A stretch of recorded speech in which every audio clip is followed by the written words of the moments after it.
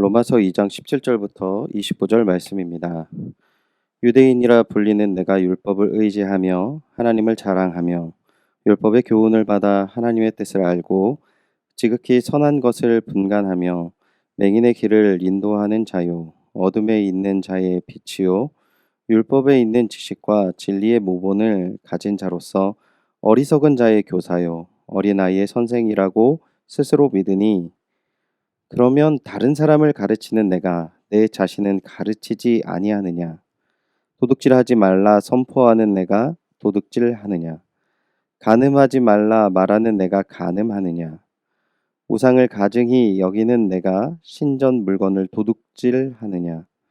율법을 자랑하는 내가 율법을 범함으로 하나님을 욕되게 하느냐? 기록된 바와 같이 하나님의 이름이 너희 때문에 이방인 중에서 모독을 받는도다. 내가 율법을 행하면 할례가 유익하나 만일 율법을 범하면 내 할례가 무할례가 되느니라. 그런즉 무할례자가 율법의 규례를 지키면 그 무할례를 할례와 같이 여길 것이 아니냐. 또한 본래 무할례자가 율법을 온전히 지키면 율법 조문과 할례를 가지고 율법을 범하는 너를 정죄하지 아니하겠느냐. 무릇 표면적인 유대인이 유대인이 아니요 표면적 육신의 할례가 할례가 아니니라. 오직 이면적 유대인이 유대인이며 할례는 마음에 할지니 영에 있고 율법 조문에 있지 아니한 것이라. 그 칭찬이 사람에게서가 아니요 다만 하나님에게서니라. 아멘. 겉모습이 아닌 마음의 할례를 받으라라는 제목으로 새벽의 묵상의 말씀 나누도록 하겠습니다. 오늘 우리가 함께 읽은 본문에서 바울은 특별히 자기를 과신하는 유대인에 대해서 이야기하고 있습니다. 먼저 유대인이 어떤 사람들인지를 바울이 설명을 하고 있는데요. 17절부터 20절까지의 본문을 보면 유대인 스스로 자신을 어떻게 생각하는지를 잘 담고 있습니다. 유대인은 이방인과 동일하게 취급당하기를 원치 않았죠. 왜냐하면 그들은 율법과 할례를 받았기 때문입니다. 즉 그들은 하나님께서 특별히 자신을 선택하셨음을 잊지 말아야 할 것이라고 생각했습니다. 그러나 바울은 그들의 율법을 소유한 부분과 할례에 대한 부분을 통해 유대인의 생각이 잘못되었음을 설명을 하고 있습니다. 21절 보겠습니다. 그러면 다른 사람을 가르치는 내가 내 자신을 가르치지 아니하느냐? 도둑질하지 말라 선포하는 내가 도둑질하느냐? 아멘. 다른 사람을 가르치는 내가 내 자신을 가르치지 아니하느냐라고 묻습니다. 유대인이 자랑하는 그들이 소유한 율법을 자랑만 할 뿐 아니라 그들은 4살부터 3시간 동안 3시간씩 율법을 암송시키는 이러한 양육의 문화가 있었습니다. 그러기에 본문 18절을 보면 율법의 교훈을 받아 하나님의 뜻을 알고 지극히 선한 것을 분간할 줄 아는 사람이 유대인이다라고 생각을 하였습니다. 율법은 사람들에게 하나님의 뜻을 알려주고 중요한 것은 최상의 선, 가장 좋은 것이 무엇인지를 분별할 수 있게 합니다. 사람들 스스로 최상의 것이 무엇인지 알 수 없는 무지가 있기 때문에 우리는 하나님의 지식을 의지하여 최상의 것이 무엇인지를 알아야 하는 것이죠. 그렇게 유대인들은 자신들이 하나님의 율법을 소유하였고 암송하였고 이해하였기 때문에 당연히 세상의 어떤 이들보다 뛰어나고 비교할 수 없는 존재라고 생각했던 것입니다.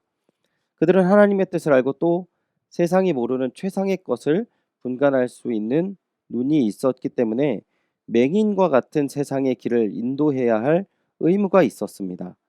그런데 실상 그들은 세상과 다르지 않았습니다. 유대인들은 어두운 세상에 밝은 빛의 환경을 제공하지 못했습니다. 요한은 예수님을 빛으로 증언하는데요. 그런데 어둠 가운데 있는 세상 사람들만 아니라 그 백성도 율법을 소유한 그 유다 백성들도 그 빛을 깨닫지 못합니다.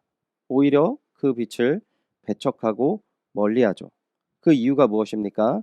요한복음 3장 19절에 보면은요. 빛이 세상에 왔으니 사람들이 자기 행위가 악함으로 빛보다 어두움을 더 사랑한 것이니라. 아멘. 스스로 어둠 가운데 있던 유대인은 빛을 환영하지 않고 오히려 빛의 제거를 선동하였습니다. 그리고 그 빛을 십자가에 못 박으라고 소리쳤죠.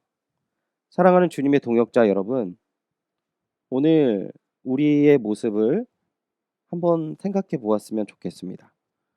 우리는 하나님의 특별한 사랑으로 구원받은 백성입니다. 그리고 우리는 성령의 감화, 감동, 교통하는 그 귀한 은혜를 누리고 있습니다. 말씀을 소유하였고 교회의 머리 되신 예수님과 한 몸이 되는 거룩한 존재입니다. 우리는 어두운 세상에 빛을 증거해야 하는 의무가 있습니다. 즉, 최선의 것이 무엇인지 분명히 알고 세상 사람들이 그 빛을 향해 걸어갈 수 있도록 이정표가 되는 삶을 살아야 하는 것입니다. 세상의 빛과 소금의 역할을 감당하고 최상의 선으로 향하는 이정표가 되는 연희교회 되시기를 주님의 이름으로 축원드립니다. 두 번째, 바울은 할례에 대해서 언급하였습니다. 바울 시대에 유대인의 정체성을 판단하는 가장 중요한 표징은 할례였습니다. 그들은 지옥에 들어가지 않고 천국에 입성하는 보증이 되는 것, 명확한 자격으로 이 할례를 여겼습니다. 할례는 하나님과 아브라함 및 그의 모든 후손 사이의 관계성, 즉 그들이 하나님의 백성이 되고 하나님은 그들의 하나님이 되신다는 언약의 신체적인 증표가 할례였습니다. 그러나 유대인에게 너무나도 중요한 할례에 대해 바울은 오히려 할례의 무용론을 주장합니다. 25절 보겠습니다. 내가 율법을 행하면 할례가 유익하나 만일 율법을 범하면 내 할례는 무할례가 되느니라. 큰 의미로 보면 율법을 귀로 듣는 것과 언약을 몸에 새기는 것, 즉 할례를 행하는 것 그 자체로 효력이 발휘되지 않는다는 이야기를 하고 있습니다. 그럼 어떻게 하나님의 백성이 되는 것입니까? 오직 하나님의 계명을 순복하며 온전히 지키는 것만이 하나님의 부르심에 합당하게 되는 비결이라고 말하는 것입니다. 유대인이 생각하는 자신의 정체성과 할례의 의미는 모두 표면적인 것이었습니다. 겉으로 드러나는 현상에 관한 것이었죠. 즉 본문에 나온 할례 이외에 유대인들은 자신의 신분을 유지하고 자랑하기 위해 다른 여러 가지 요소를 집착하였습니다. 대표적으로 자신이 유대인의 부모를 두는 것을 중요하게 여겼습니다. 그리고 할례를 받는 것을 중요하게 여겼고 유대인의 이름, 할아버지의 이름과 아버지의 이름을 받는 것을 굉장히 중요하게 여겼고요. 성인식이 중요했고 안식일이 중요했고 월삭을 지키는 것, 절기 준수에 집착을 하였습니다. 이 표면적인 행위와 일정을 이루는 것이 이 유대인의 신분을 유지하는 것이라고 생각하였던 것이죠. 이러한 유대인의 모습, 이면적으로 하나님을 바라보며 순복하는 모습보다는 행위에 집착하는 모습은 바울 시대에만 있었던 것은 아닙니다.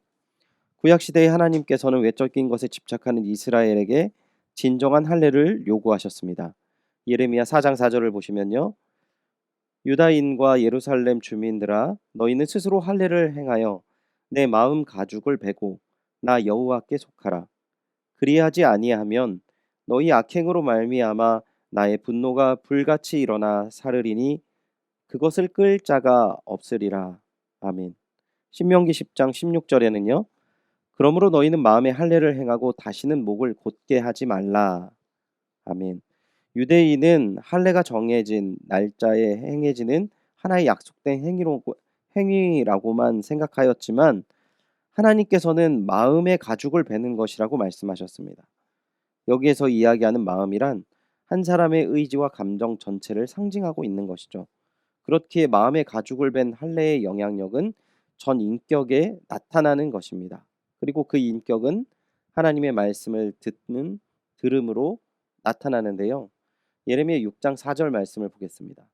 내가 누구에게 말하며 누구에게 경책하여 듣게 할고 보라 그 귀가 할례를 받지 못하였으므로 듣지 못하는도다. 보라 여호와의 말씀을 그들이 자신들에게 욕으로 여기고 이를 즐겨하지 아니하니. 아멘. 마음의 할례는 사람이 할 수가 없습니다. 오직 하나님만 할 수 있는 것이죠. 겉으로 보이는 종교적인 모습이 아니라 정결한 마음으로 예수님을 삶의 주인으로 모시고 살아갈 때 더러움을 잘라내고 육적인 몸을 벗는 그리스도의 할례를 받게 될 수 있는 것입니다.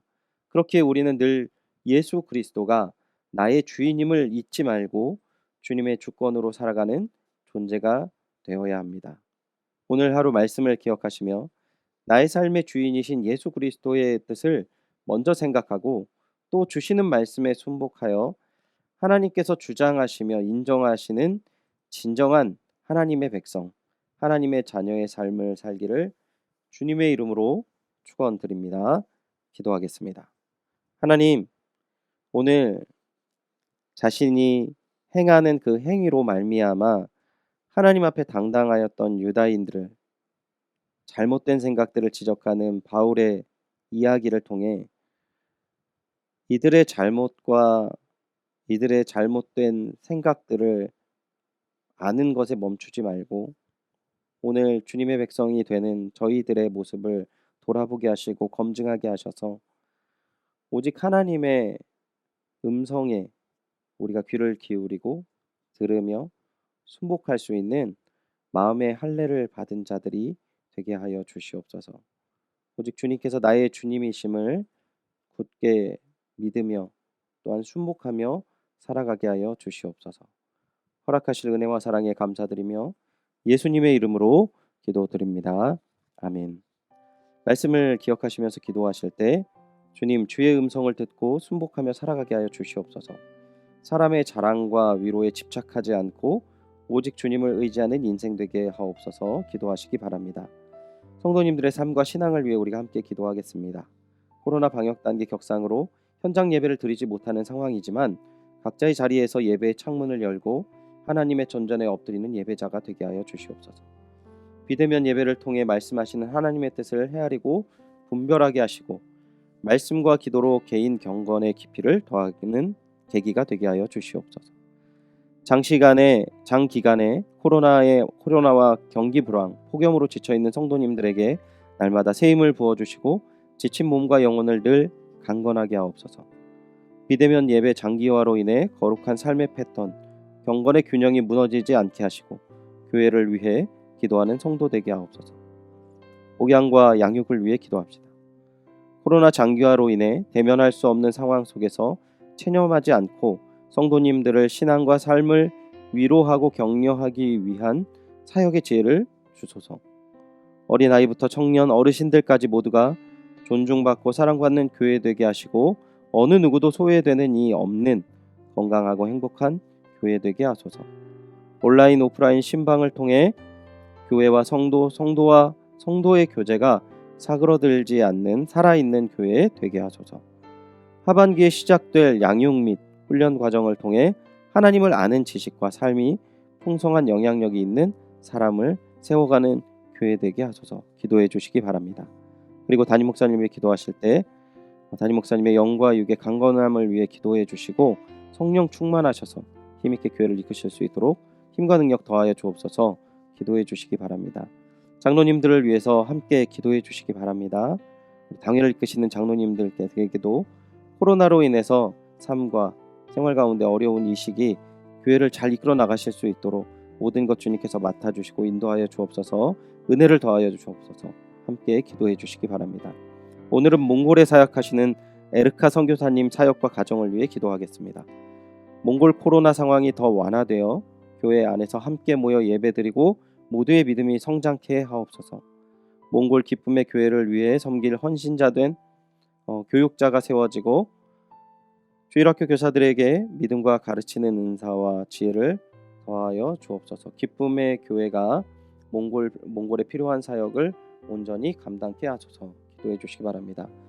오늘 우리 환우를 위해 기도하실 때 특별히 이시윤 어린이를 위해 기도하겠습니다. 이시윤 어린이가 모야모야병으로 어려움을 당하고 있는데요. 8월 2일 진료를 보았는데 내년 2월에 MRI를 찍고 수술 시기를 결정해야 한다고 합니다. 수술이 빨라도 효과가 없고 늦어도 문제가 있다고 하는데요. 시윤이에게 꼭 맞는 시기에 수술 날짜가 정해질 수 있도록 기도해 주시기 바랍니다. 수술을 받기 이전까지 어렵고 어지럽고 구토가 나는 경우가 생긴다고 합니다. 수술을 받기 전까지 좋은 컨디션으로 큰 어려움이 없이 잘 준비되도록 기도해 주시기 바랍니다. 다 같이 기도하시겠습니다.